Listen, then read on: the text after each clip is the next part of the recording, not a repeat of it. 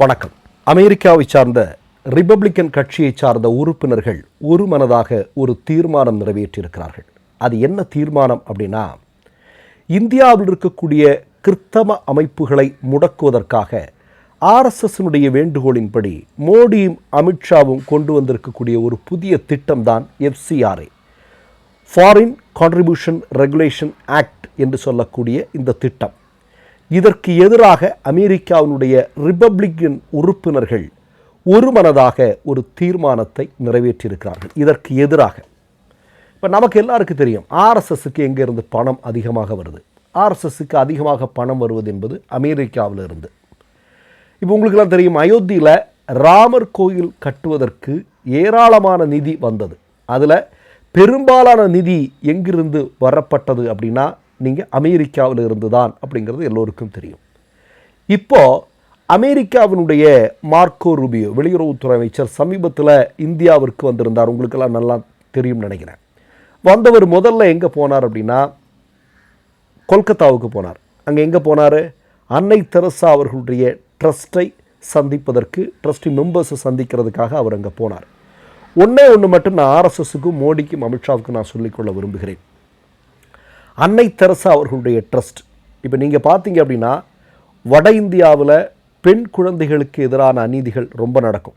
அதாவது பெண் குழந்தைகள் பிறந்தாலே பாவம் நினைக்கக்கூடிய ஆட்கள் நிறைய, அந்த சிந்தனை போக்கு இன்னமும் அங்கே இருக்குது. அப்படி அந்த குழந்தைகளை பாதுகாப்பதற்காக இந்த அன்னை தெரசாவினுடைய ட்ரஸ்ட் எத்தனை காலமாக எவ்வளோ பெரிய சேவைகளை செய்து வருகிறது என்பதை, அந்த குழந்தை எதுவும் பண்ணாதீங்க, எங்கள் கையில் கொடுத்துருங்க, நாங்கள் வளர்த்துக்கிறோம் அப்படின்னு சொல்லக்கூடிய ஒரு மிக முக்கியமான அமைப்பு. அது மட்டுமல்ல, தொழுநோயாளிகள் எல்லாம் ஆர்எஸ்எஸ்காரன் பக்கத்தில் போவானா? ஆனால் அன்னை தெரசாவினுடைய ட்ரஸ்ட் தொழுநோயாளிகளுக்காக எவ்வளோ பெரிய சேவைகளை எல்லாம் செய்திருக்கிறது அப்படிங்கிறதெல்லாம் நமக்கு நல்லா தெரியும். அந்த அளவிற்கு ஒரு மிகப்பெரிய சேவை செய்து கொண்டு வருகிற அன்னை தெரசாவினுடைய அந்த ட்ரஸ்ட்டை முடக்குவதற்கு தான் முதல்ல மோடியும் அமித்ஷாவும் ஆர்எஸ்எஸும் ஒரு திட்டம் போட்டு இந்த FCRA என்கிற ஒரு விஷயத்தை கொண்டு வராங்க. இப்போ மார்க்கோ ரூபியோ அங்கே போனார். போனதுக்கப்புறம் தான் நீங்கள் அவர் அமெரிக்காவுக்கு ரிட்டர்ன் ஆனதுக்கப்புறம் தான் நீங்கள் பார்த்தீங்கன்னா, ரிப்பப்ளிக்கன் செனட் உறுப்பினர்கள் சேர்ந்து இந்த FCRAக்கு எதிராக ஒரு தீர்மானத்தை நிறைவேற்றியிருக்கிறார்கள். இப்போது நீங்கள் ஒரு செய்தியை பார்த்தாகணும். சமீபத்தில் கர்நாடகத்தினுடைய காங்கிரஸினுடைய மிக முக்கியமான தலைவர்களில் ஒருவராக இருக்கக்கூடிய பிரியங்க் கார்கே, நீ 100 வருஷமாக ஆர்எஸ்எஸ் என்று சொல்லக்கூடிய ஒரு இயக்கம் இந்தியாவில் இயங்கி கொண்டு வருகிறது. யாருக்கு எந்த விதமான பிரயோஜனமும் இல்லை. கேட்டால் தேசபக்தின்னு சொல்லிட்டு இருக்க, ட்ரௌசரை போட்டு சுற்றிட்டு இருக்கிற, உள்ளுக்குள்ளே பிரச்சனைகளை உருவாக்கிட்டு இருக்கிற, மக்கள் மத்தியில் பிரச்சனைகளை உருவாக்கிட்டு இருக்க. அப்படிப்பட்ட ஒரு இயக்கம் எப்படி இயங்குது? உங்களுடைய பதிவு, நீங்கள் எத்தனை அமைப்புகள் இருக்கிறது, நீங்கள் எங்கெல்லாம் பதிவு பண்ணியிருக்கிறீங்க, அதனுடைய ஃபுல் டீட்டெயில் எங்களுக்கு வேணும். இப்போ நீ ஒரு ஆர்எஸ்எஸ்காரன் டீ குடிக்கிறன்னா யார் காசில் குடிக்கிற? நீ ட்ரௌசர் போடுறன்னா யாருடைய காசில் நீ ட்ரௌசர் போடுற? இன்றைக்கி மோடிக்கும் அமித்ஷாவிற்கும் உரிய எந்த பாதுகாப்பு எந்த அளவுக்கு இருக்கோ அந்த அளவுக்கான பாதுகாப்பு மோகன் பாகவத் இருக்கு இல்லையா, அதுக்கெல்லாம் காசு எங்கேருந்து? விலை உயர்ந்த லக்ஸரி வாழ்க்கை வாழ்ந்துட்டு இருக்கிறேன். அதாவது அவ்வளோ பெரிய அம்பானி கூட இந்த அளவுக்கு வாழ மாட்டான். அந்த மாதிரி ஆர்எஸ்எஸ்காரன் மோகன் பாகவத்தெல்லாம் வாழ்ந்துட்டு இருக்கிறானுங்க. இதுக்கெல்லாம் உங்கள்கிட்ட இருந்து எங்கேருந்து பணம் வருது? உன்னுடைய அமைப்பை ஏன் நீ ரெஜிஸ்டர் பண்ணலை? இப்படிங்கிற பல கேள்விகளை கேட்டு மோகன் பாகவத்திற்கு கடிதம் எழுதியிருந்தார்கள். அதற்கு மோகன் பாகவத் சமீபத்தில் ஒரு பதில் சொல்லியிருக்கிறார். அதை நீங்க முதல்ல பார்த்துருங்க. Karnataka government had directed the activities of RSS are secretive and it must register. What is your response? I don't need to respond. There are so many unregistered things going on. And we are not secretive, we are working on open ground. We are calling people and telling them about Sangha. This is politics, and all these gimmicks are being tried. Let them do that. We are used to it. After say 10-15 years of starting of Sangha, we had to face all these things. We are used to it. If they don't happen, we feel something is amiss. So I don't need to respond. Sangha started in British times. இதை பார்க்கும்போது நமக்கு நல்ல சிரிப்பு வருமா வராதா? அதாவது சுதந்திர போராட்ட காலத்திலிருந்தே ஆர்எஸ்எஸ் அமைப்பு வெளிப்படையாக இயங்கி கொண்டிருக்கிறதாம். சுதந்திர போராட்டத்தில் என்ன பண்ணிச்சுது? இப்போ நம்ம இந்திய மக்கள் எல்லாரும் சிரிப்பாங்க ஆர்எஸ்எஸ் பார்த்து. அந்த நேரத்தில் என்ன பண்ணாங்கன்னா, அவங்களுக்கு தெரிஞ்ச ஷூ நக்கிறதோ ஏதோ ஒன்று சம்திங் ஏதோ ஒன்று பண்ணிகிட்டு இருந்தாங்க. சரி, அதுக்குள்ளெல்லாம் நம்ம போக வேண்டாம். நான் என்ன கேட்குறேன்னா, 100 வருடமாக நீங்கள் இயங்கிட்டு இருக்கிற இல்லையா, இன்னைக்கு உன்னுடைய இயக்கம் சார்ந்து ஒரு அரசாங்கம் ஒரு கேள்வி கேட்குது. அதனுடைய நம்பகத்தன்மையில் பிரச்சனை இருக்குது, உன் மேலே சந்தேகம் இருக்குது, உன் அமைப்பு மேலே சந்தேகம் இருக்குது எங்களுக்கு, அதனால் நீ ரெஜிஸ்டர் பண்ணி ஆகணும். ரெஜிஸ்டர் பண்ணி இருக்கிறியா, இதுக்கான தகவல்களை எங்களுக்கு கொடுன்னு கேட்குறதுல நியாயம் இருக்கா இல்லையா? அப்போ மோகன் பாகவத் என்ன சொல்கிறான், இல்லை அதுக்கெல்லாம் பதில் சொல்ல வேண்டிய தேவையில்லை. எவ்வளோ கொழுப்பு வேணும் பாருங்கள், எவ்வளோ கொழுப்பு வேணும். அவன் வந்து கோயிலில் சாகாவை நடத்திட்டு இருக்கிறான், வெளிப்படையாக நடத்திட்டு இருக்கிறான். நீ வெளிப்படையாக நடத்துறதுங்கிறது சாகாவில் நீ என்ன பண்ணிகிட்டு இருக்கிற? அதே மாதிரி நீ வந்து இன்றைக்கி எத்தனை குண்டுவெடிப்பு, இந்தியாவில் நடந்த குண்டுவெடிப்பு வழக்குகளில் ஆர்எஸ்எஸ் இயக்கத்தினுடைய பெயர் வந்திருக்கிறது, மறக்க முடியுமா?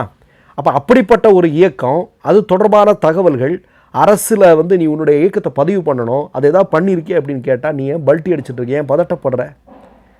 அப்போது உனக்கு என்ன சிக்கல் அப்படின்னா, நீங்கள் இந்த இயக்கம் அப்படிங்கிறது நேர்மையானது இல்லை அப்படிங்கிறதான். இப்போ முதல் விஷயத்துக்கு வருவோம். இந்த எஃப்சிஆர்ஐங்கிற ஒன்று இருக்கு இல்லையா, இந்த எஃப்சிஆர்ஐ கொண்டு வந்ததே எதுக்கு அப்படின்னா, இந்த மாதிரி கிறித்தவ அமைப்புகளுக்கு வெளிநாடுகளில் வரக்கூடிய ஃபண்டுகளை முழுமையாக தடை செய்யணும். ஏன்னா நமக்கு எல்லாருக்கும் தெரியும், இன்றைக்கி பழங்குடி மக்களாக இருக்கட்டும், மிக பிற்படுத்தப்பட்ட மக்கள் அவங்களுக்கெல்லாம் இலவசமாக மருத்துவம்னு சொன்னால் தரமான மருத்துவம். இப்போ அரசு மருத்துவமனைகளெல்லாம் இருக்குது, பழங்குடி மக்கள் வசிக்கக்கூடிய பகுதியில் இருக்குது. ஆனால் அவையெல்லாம் தரமாக இருக்கா அப்படின்னா இல்லை.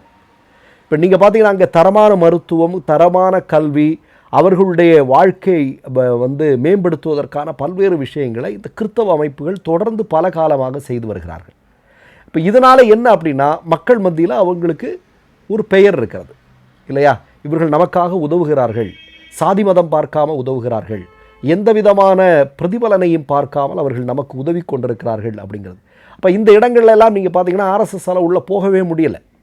அப்போ என்ன பண்ணுறான் அப்படின்னா, இவர்களுக்கு அதாவது தங்களுடைய ஒரு தொண்டு செய்யணும் அப்படிங்கிற நோக்கத்தோடு கொடுக்கக்கூடிய பல்வேறு உதவிகளின் மூலமாகத்தான் இந்த இயக்கங்கள் எல்லாம் நடந்துகிட்ருக்கு.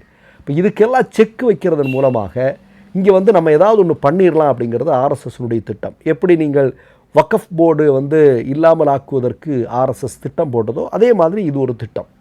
ஆனால் என்ன அப்படின்னா, இப்போ அமெரிக்காவிலே இந்த எஃப்சிஆர்ஐ மாதிரியான விஷயங்கள் ஒரு மிகப்பெரிய பேசுபொருளாக மாறி இருக்கிறதுனால, அமெரிக்காவிலிருந்து மோகன் பாகவத்துக்கும் ஆர்எஸ்எஸ்ஸுக்கும் இந்தியாவில் வரக்கூடிய ஃபண்ட் இருக்கு இல்லையா, அதற்கு மிகப்பெரிய அளவில் தடை போடுவதற்கான வாய்ப்பு இன்றைக்கு இருக்கிறது. நீங்கள் பாருங்கள், ஏன்னா ஏற்கனவே நமக்கு எல்லாருக்கும் தெரியும், இந்தியாவில் கிறித்தவர்களுக்கு எதிரான தாக்குதல் ஆர்எஸ்எஸ் சங்க பரிவாரங்களுடைய ஆட்சியில் கடுமையானதாக இருக்கிறது.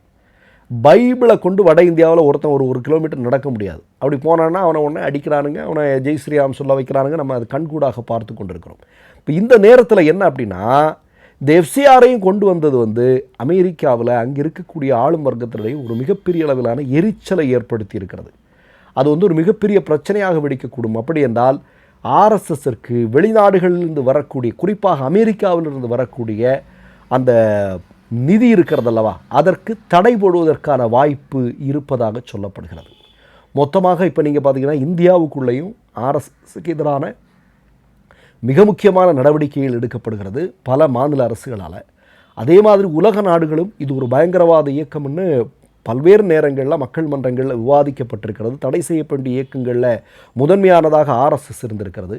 இப்போது ஆர்எஸ்எஸ்ஸிற்கு வெளிநாடுகளிலிருந்து வரக்கூடிய நிதிகளையும் முடக்குவதற்காக அமெரிக்கா களத்தில் இறங்கியிருக்கிறது என்பதுதான் மிக முக்கியமான செய்தி. மற்றொரு நிகழ்வில் சந்திப்போம். நன்றி, வணக்கம். மை நேம் இஸ் ரெட் சேனலை சப்ஸ்கிரைப் பண்ணிக்கோங்க. அதுக்கப்புறமா பக்கத்தில் இருக்கிற ஜாயின் பட்டனை கிளிக் பண்ணீங்கன்னா ஒரு நியூ பேஜ் ஒன்று ஓப்பன் ஆகும். அதுலயும் ஜாயின் பட்டனே கிளிக் பண்ணிக்கோங்க. அதுல பாத்தீங்கன்னா credit card, debit card options இருக்கு. இதுல உங்களுக்கு விசா, மாஸ்டர் கார்டு, ரிப்பே அப்படின்னு 3 ஆப்ஷன்ஸ் கொடுத்துருக்காங்க. அதுல நீங்க எந்த கார்டு சூஸ் பண்றீங்களோ அந்த கார்டோட நம்பர் என்டர் பண்ணிக்கோங்க. அப்புறமா கார்டோட வேலிடிட்டி மந்த் அண்ட் இயரை டைப் பண்ணிக்கோங்க. அடுத்தபடியா உங்க கார்டோட பின்னால சிவிசி கோடுன்னு சொல்லிட்டு 3 நம்பர்ஸ் கொடுத்துருப்பாங்க. அந்த நம்பர் இதுல என்டர் பண்ணிக்கோங்க. அப்புறமா அட்ரஸ் அண்ட் இன்ஃபர்மேஷன் என்டர் பண்ணிட்டு பைங்கிற பட்டனை கிளிக் பண்ணிக்கோங்க. ஒருவேளை உங்க கார்டு நம்பர் இன்வாலிட்னு காமிச்சிச்சுன்னா உங்க கார்டுல இன்டர்நேஷனல் யூசேஜை எனேபிள் பண்ணுங்க.